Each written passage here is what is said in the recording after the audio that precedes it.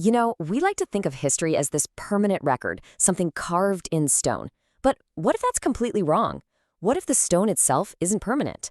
What if the Earth is basically an aggressive editor, constantly hitting the delete key on the evidence of entire civilizations, including, one day, our own?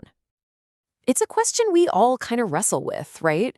We build these huge monuments, we write books, we create massive digital archives, all hoping to leave some kind of mark. But when you zoom out, way out, to the scale of geological time, the answer gets, well, it gets deeply unsettling. Just look at how fast this all happens. In 10,000 years, which is a blink of an eye geologically speaking, our sprawling cities, our metropolises become nothing more than weird-looking hills. Fast forward to 50,000 years, the coasts go underwater and the very shape of our world gets erased by nature. And by 150,000 years, as you can see, there's absolutely nothing recognizable left on the surface. Everything recycled back into the earth. Everything except maybe some stone. Okay, to really get our heads around this, let's play a game. Let's imagine we're gone. Poof, vanished. What would some future intelligent species actually find? How would they even begin to piece together the story of who we were from the tiny fragments the Earth allowed to survive? We see our civilization as this grand, eternal thing. Of course we do. But any future species is only going to find the dust. You see, archaeologists are basically detectives trying to piece together this giant puzzle from just a handful of clues. And a lot of the time, those guesses, they can be way, way off. So what are those clues? What's actually left of us? Well, it's not our art, not our iPhones, not our stories. It's kind of weird. They'd find a strange layer of plastic dust in the dirt, a thin film of ash all over the globe, and a few stone foundations with all the metals stripped away. They'd see these huge scars from our minds, but the context, the why, would be completely lost. And based on that evidence, what conclusion would they come to? Well, it's pretty humbling, and this quote just nails it. They would see us as this brief, strange flash in the pan that caused a mass extinction and then just vanished. Our entire global, interconnected, complex society, completely invisible. They'd have absolutely no way to even guess it ever existed. So, what is this incredible force that just wipes the slate clean? It's not some crazy sci-fi disaster. Nope, it's the planet itself, just doing its thing. It's the normal geological cycles that have been happening for billions of years. Okay, I want you to remember one number. 400 feet. That's it. 400 feet. That's how much lower the oceans were at the end of the last ice age. And that single number, that's the key to this whole story of erasure. As the ice melted, the oceans rose. And they didn't just flood the land. They scoured it completely clean. And this wasn't some slow, gentle rise like filling a bathtub. No way.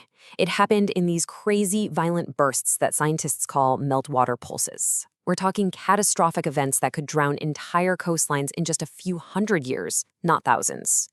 Imagine mega-tsunamis and flash floods on a planetary scale, wiping out anything built on the vast coastal plains where most people would have lived. And it's not just the water, right? Time itself is a great destroyer. Just look at the stuff we build with. Our fancy electronics, gone in less than 200 years. Poof! Our mighty steel skyscrapers, rust and dust in a few thousand. Even our concrete crumbles into powder. But what's the one thing that sticks around? Yup, stone, the very material we associate with the primitive past. And this right here, this brings us to the big idea, the huge mistake we might be making in how we think about the deep past. We've been trained our whole lives to think stone equals primitive. But what if that's just completely backwards? So often in archaeology, we make this simple but massive category error. We find a stone tool, we say Stone Age. Simple. But the geological reality is so different. Stone doesn't survive because it's primitive. It survives because it's durable. It's literally the only thing left after the Earth has erased everything else. And why is it so tough? Well, it just doesn't really care about chemical decay or being crushed or frozen. It basically becomes part of the geology itself instead of getting wiped out. This has absolutely nothing to do with how sophisticated the people were who carved it. This is my favorite way to think about it. Imagine our civilization vanishes. What's one of the few things that might survive 1,000,000 years from now? Our granite countertops. Seriously. So a future archaeologist digs one up and says, ah, this was a simple stone-using culture. It's absurd, right? But it shows you just how flawed our own logic might be when we look back in time. Okay, so if the land gets wiped clean and our ideas about materials are all wrong, then where the heck are we supposed to look for evidence of these lost worlds? Well, the answer might be somewhere we've barely even started to explore. This might be the single biggest blind spot in all of modern archaeology. Think about it. Humans have always lived by the sea. Always. But during the Ice Age, the sea was 400 feet lower. That means for tens of thousands of years, people were living on land that is now deep underwater. We've been searching for the cradle of civilization on the wrong landmass, the modern one. And what if their technology was just different? Not better or worse, just archaeologically invisible. Imagine a culture that mastered acoustic engineering, using sound frequencies to levitate and move massive stones. I mean, that's incredibly advanced, but what evidence would it leave behind? No circuit boards, no engines, just perfectly placed rocks. And you know what? We're starting to find things. Hints of these forgotten worlds are popping up. Off the coast of Japan, you have Yanaguni, these massive stone terraces way down deep. In India, in the Gulf of Cambay, they found what looks like a city grid from about 9,000 years ago. And under the North Sea, there's a whole drowned continent called Doggerland. These aren't just weird one-offs. They're data points telling us there's a huge chapter of our story that's been submerged. So here's the bottom line. We don't need to dream up ancient aliens to explain these mysteries. There's a much simpler, much more elegant answer right here on Earth. Ancient human sailors. Advanced maritime civilizations that were simply wiped off the map by the catastrophic end of the last ice age.